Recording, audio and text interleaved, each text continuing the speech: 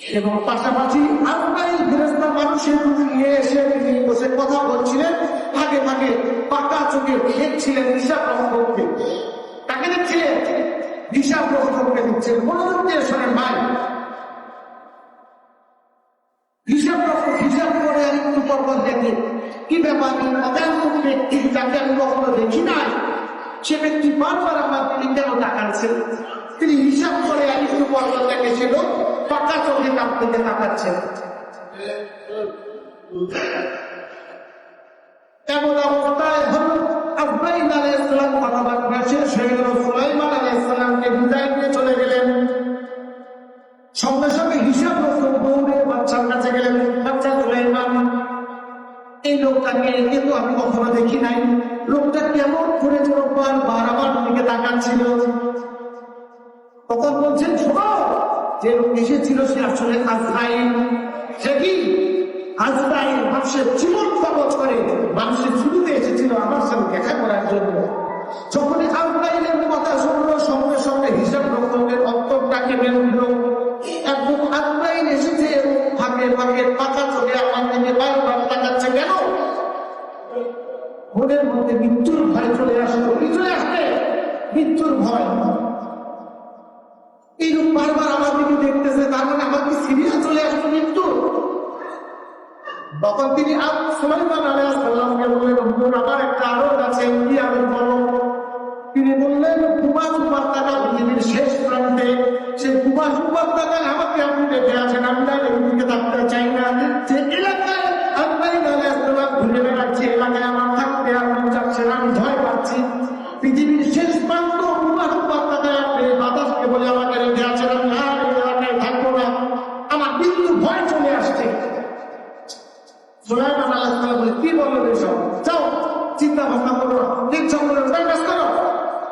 তার অন্তরে মৃত্যুর ভয় চলে আসছে, সে তো আর রাজি মন বসে না, আবার সে কিছু করবো। সুলাইমান বাদশা, আমি আর থাকতে পারবো না এলাকায়, আমার মৃত্যুর ভয় চলে আসছে, আমাকে পৃথিবীর শেষ প্রান্তে কুমাস উপত্যকায় আপনার মাতাকে বলেন আমাকে রেখে আসুন, আমি আর এই এলাকায় থাকতে চাই না।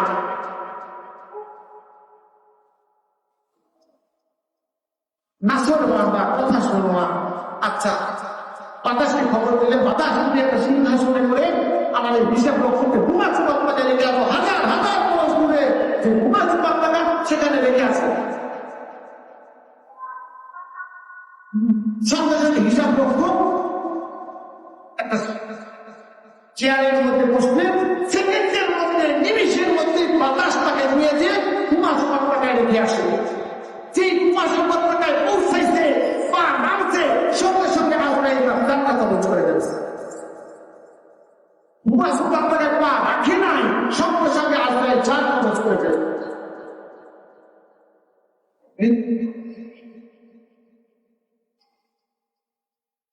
কিছুদিন পর আজরাইল আলাইহিস সালাম আবার সুলাইমান বাদশার কাছে গেছে। যাওয়ার পরে কথা প্রসঙ্গে বলতেছে, জানো সেদিন কি হয়েছে? কি হয়েছে? আরে আমার হিসাব রক্ষকটা হঠাৎ করে বলতেছে আমাকে কুমাস উপত্যকায় রেখে আছে, কুমাস উপত্যকায় রেখে পাগল করে ছেড়ে দিয়েছে আমাকে। তারপর কি বললো? বাতাসকে বলে তাকে পাঠাই দিয়েছে। তখন আজরাইল বলছিল, ঘটনা সেটা না,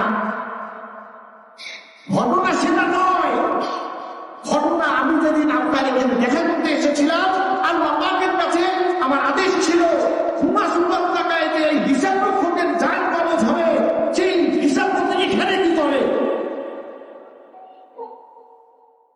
আমি কুমাস উপত্যকা হাজার হাজার ক্রোশ দূরে পৃথিবীর শেষ প্রান্তে আছে, আমি এই লোকটা জান কবজ করবো, সেই লোকটা আপনার দরবারে কি করবে? এই দিন শুনে আমি সেদিন বারবার বাঁকা চোখে তার দিকে তাকাচ্ছিলাম, বারবার বাঁকা চোখে তার দিকে তাকাচ্ছিলাম।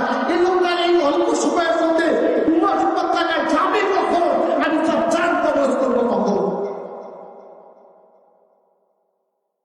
তাকে আল্লাহ তাআলার কি নিজামুদ্দিন, আল্লাহ তাআলার কি সৃষ্টি, আল্লাহ তাআলা বলছে যে সময়, ঠিক সেই সময় আল্লাহ তাআলা হিসাব রক্ষককে কুমাস উপত্যকায় নিয়ে গিয়েছে, যেটা হাজার হাজার করে শুনলে, এবং সে নামার সঙ্গে সঙ্গে সেখানে আজরাইল তার জান কবজ করে ফেলেছে।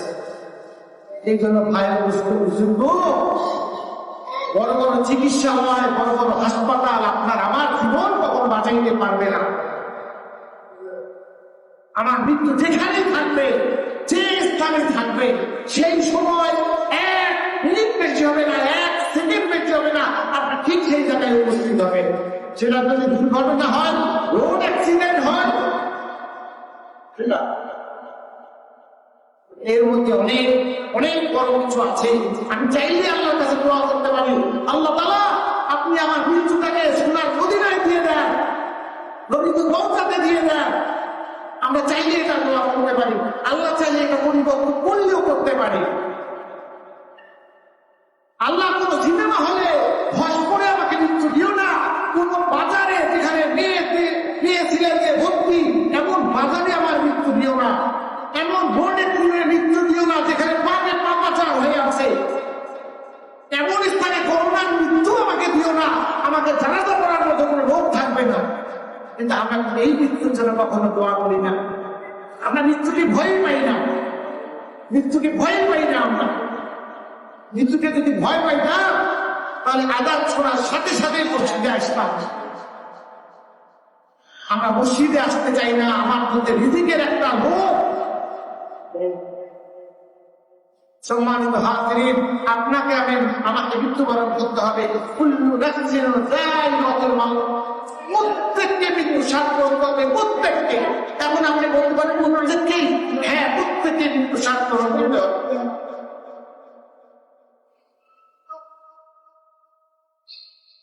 হযরত আজরাইল আলাইহিস সালাম, পৃথিবীর সবাই মারা গিয়েছে, সবাই মারা গিয়েছে।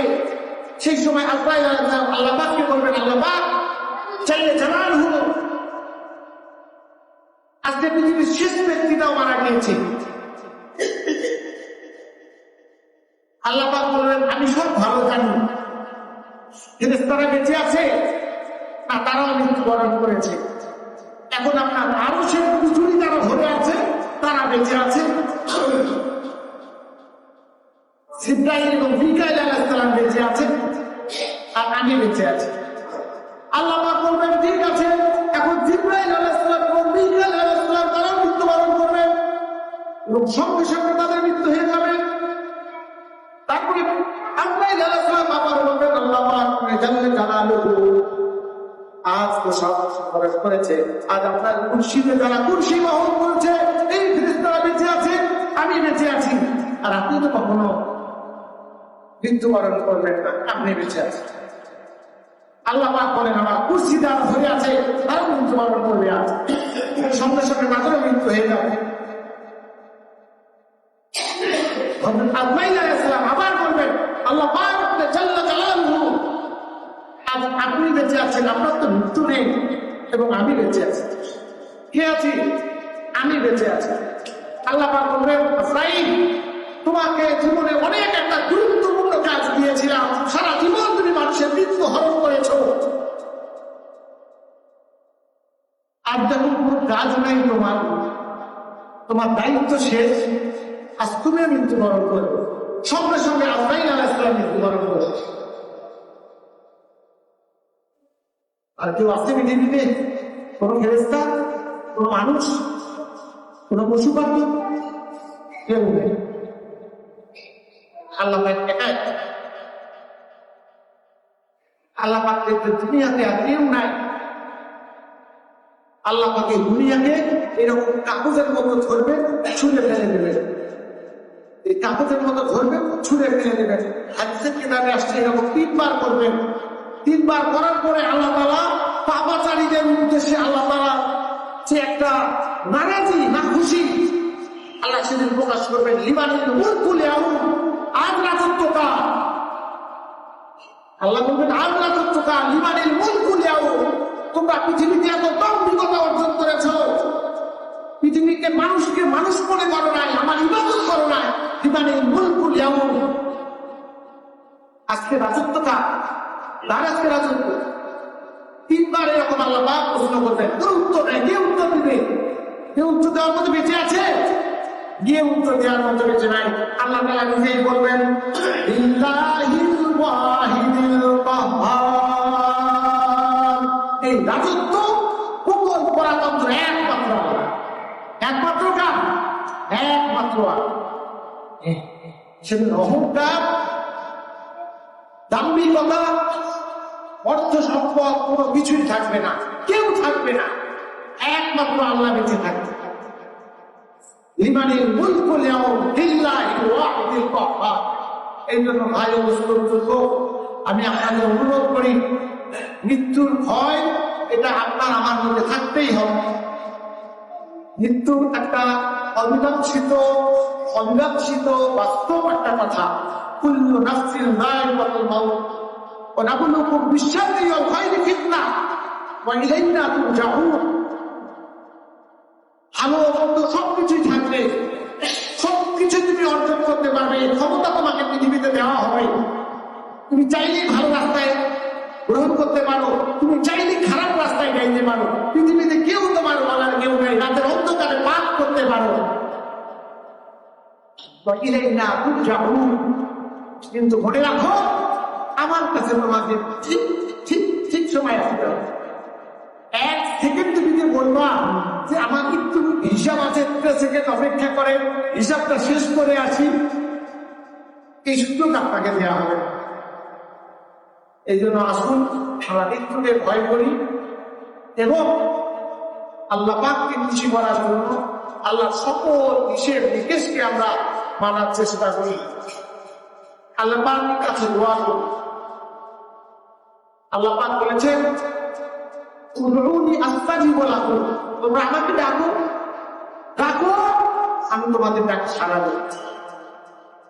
আল্লাহ বলে না যে তুমি ডাকছো খারাপ মানুষ, তোমার দিকে আমি চাইবো না, তুমি পাপ করো, তোমার দিকে তো আমি চাইবো না।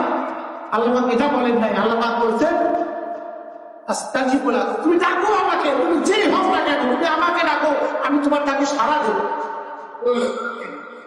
তোমার ডাকে আমি সাড়া দেব। তার মানে আল্লাহর কাছে দোয়া চাইতে বলেছেন। কি বলেছে? আল্লাহর কাছে দোয়া চাইতে বলেছেন, মাফ চাইতে বলেছেন। রাসূলুল্লাহ সাল্লাল্লাহু আলাইহি ওয়াসাল্লাম বলেছেন, এটা স্বাভাবিক বিষয় নয়, আর দোয়া হুয়াল ইবাদা, দোয়া একটা ইবাদত। তুই ভাবছিস দোয়া চাবো আল্লাহর কাছে, আমার করি না কিছু না। আরে বাবা, তুমি যে হাত তুলবা এটাই একটা ইবাদত। আল্লাহ কবুল করে তোমার ওই হাত উঠানোর দ্বারা তোমার সারা জীবন কামিয়াব হয়ে যাবে। এই জন্য ভাই আল্লাহকে ডাকতে হবে। আল্লাহর যে ক্ষমতা, সেই ক্ষমতার নামগুলো, ক্ষমতার স্থানগুলোকে লক্ষ্য করে আপনাকে আল্লাহর কাছে দোয়া চাইতে হবে, হাত পাততে হবে। আল্লাহ তুমি ক্ষমাশীল, আল্লাহ তুমি রিজিক দাতা, আল্লাহ তুমি মরণ দাতা, আল্লাহ তুমি শারীরিক সুস্থতার নিয়ামত দানকারী তুমি। রাসূলুল্লাহ সাল্লাল্লাহু আলাইহি ওয়াসাল্লাম বলেছেন, আবু হুরায়রা রাদিয়াল্লাহু আনহু থেকে বর্ণিত, তিনি বলেন, ইন্না লিল্লাহি তাআলা 99 ইসমান মান আহসাহা দাখালাল জান্নাহ। আল্লাহ পাকের 99টা গুণবাচক নাম আছে। কয়টা নাম আছে? 99টা গুণবাচক নাম আছে। যেগুলো নাম স্মরণ করবে সে জান্নাতে প্রবেশ করবে। আল্লাহ পাকের আমার নাম কয়টা থাকে? সর্বোচ্চ আল্লাহ, রহমান, রহিম, মালিক, কুদ্দুস, সাত্তার। রাসূল বলছেন 99টা নাম আছে। তুমি যদি এই নামগুলোকে স্মরণ রাখো, তুই প্রতি ক্ষেত্রে বুঝতে পারবা এই যে এই কাজটা করতেছি, এই কাজের সঠিক মালিককে। এই যে পাপের দিকে যাচ্ছি, পাপের দিকে না যেতে আমার সঠিক মালিককে।